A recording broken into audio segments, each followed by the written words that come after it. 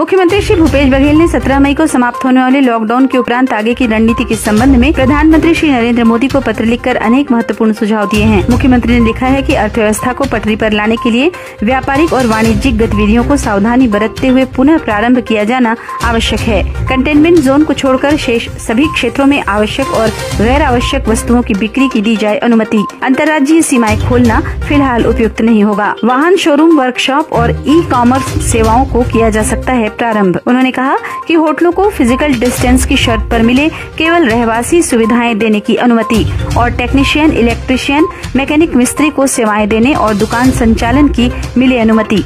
साथ ही उन्होंने कहा कि गैर आवश्यक परिवहन पर 15 जून तक प्रतिबंध रखना आवश्यक और श्रमिक स्पेशल ट्रेनों के अतिरिक्त नई ट्रेनें संबंधित राज्यों की अनुमति से चलाई जाएं। इसके अलावा मुख्यमंत्री ने और भी महत्वपूर्ण सुझाव दिए हैं। उल्लेखनीय है कि प्रधानमंत्री श्री नरेंद्र मोदी ने राज्यों के मुख्यमंत्रियों से मांगा था सुझाव। मुख्यमंत्री श्री भूपेश बघेल ने प्रधानमंत्री श्री नरेंद्र मोदी को पत्र लिखकर श्रमिकों और अन्य व्यक्तियों के अंतर्राज्यीय परिवहन और राज्य के भीतर एक स्थान से दूसरे स्थान पर होने वाले परिवहन व्यय के भुगतान हेतु SDRF में समुचित प्रावधान करने का अनुरोध किया है। मुख्यमंत्री ने पत्र में लिखा है कि राज्य के 1,50,000 से अधिक श्रमिक और अन्य व्यक्ति अन्य राज्यों में अवरुद्ध हैं और लॉकडाउन से उत्पन्न परिस्थितियों के कारण वे अपने गृह राज्य छत्तीसगढ़ की वापसी हेतु व्यग्र हैं।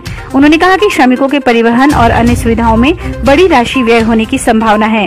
साथ ही इस संबंध में भारत सरकार के गृह मंत्रालय को यथोचित निर्देश देने का अनुरोध प्रधानमंत्री श्री मोदी से किया है। मुख्यमंत्री श्री भूपेश बघेल के निर्देश पर छत्तीसगढ़ के प्रवासी मजदूरों को दूसरे राज्यों से लाने का सिलसिला जारी है। गुजरात से विशेष ट्रेन से 521 श्रमिक चांपा रेलवे स्टेशन पहुंचे। विगत लगभग 40 दिनों से लॉकडाउन में फंसे सभी श्रमिकों ने अपने गृह ग्राम जांजगीर चांपा पहुंचने पर प्रदेश की भूमि को किया नमन और मुख्यमंत्री श्री भूपेश बघेल को धन्यवाद देते हुए आभार जताया। मुख्यमंत्री श्री भूपेश बघेल के निर्देश पर छत्तीसगढ़ से होकर अन्य राज्य जाने वाले श्रमिकों को पूरी मदद और सहायता दी जा रही है। साथ ही राजधानी रायपुर सहित सभी जिलों में श्रमिकों के लिए किए गए हैं विशेष इंतजाम। इसके अतिरिक्त इन श्रमिकों को उनके राज्य सीमा तक छोड़ने के लिए वाहनों का इंतजाम भी किया जा रहा है। श्रमिकों ने इस विशेष व्यवस्था के लिए मुख्यमंत्री श्री भूपेश बघेल का आभार जताया है। मुख्यमंत्री श्री भूपेश बघेल के निर्देश पर छत्तीसगढ़ शासन द्वारा अंत्योदय राशन कार्ड धारियों के लिए पूर्व में जारी अतिरिक्त खाद्यान्न आवंटन में संशोधन कर समस्त अंत्योदय राशन कार्ड धारी परिवारों को